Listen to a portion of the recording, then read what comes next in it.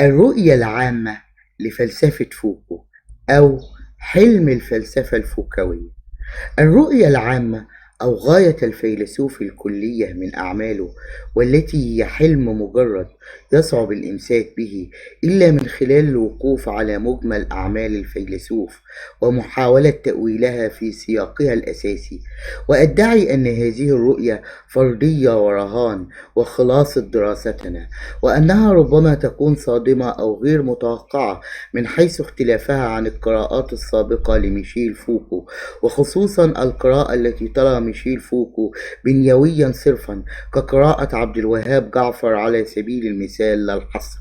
تتمحور الرؤية العامة لفلسفة فوكو حول قيمة الحرية المطلقة للذات الفردية الإنسانية، تلك الحرية التي لا يحدها أي حدود، لا سلطة ولا معرفة مستثمرة من قبل السلطة في إطار اجتماعي عام، حتى أنه لا يقال عن تلك الحرية التي يدعو لها فوكو أنها تقترب من الفوضى. فحلم الفلسفة الفوكوية هو تحرير الذات الفردية الإنسانية كتعبير حقيقي عيني غير متعالي من كافة أشكال أو ممارسات التسلط الواقع عليها. فهي فلسفة تهدف وتقصد في غرضها النهائي لتحرير الذات الإنسانية من أي نوع من أنواع القمع أو الكبت، وحماية تلك الذات من كافة أشكال الاستلاب أو الاغتراب، والدفاع عنها من محاولات طمس وجودها ونفي استقلالها وفاعليتها في صناعة الأحداث.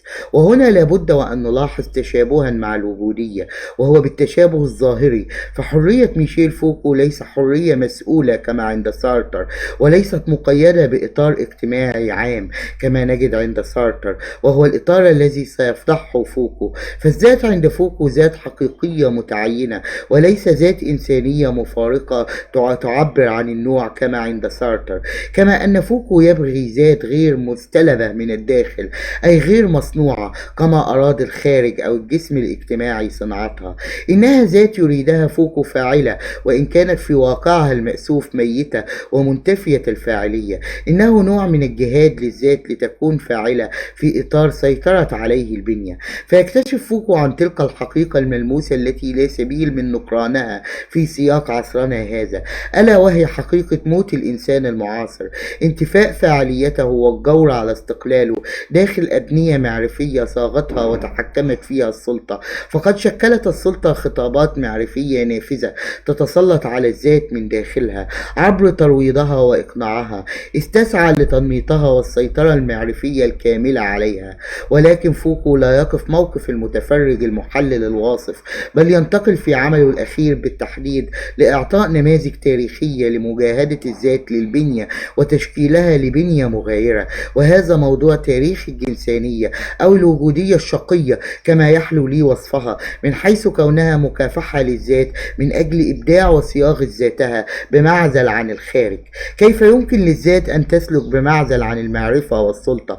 ذلك هو السؤال الذي طرحه الفيلسوف الفرنسي المعاصر ميشيل فوكو، ولد سنة 1926 وتوفي 1984، بعد أن تعرض لفضح وكشف آليات وتقنيات السلطة في تحقيق موات الإنسان المعاصر ونفي فاعليته وهضم استقلاله وخنقه داخل بنى معرفية مصنوعة خصيصا لغرض حبس الذات في أنماط سلوكية محددة.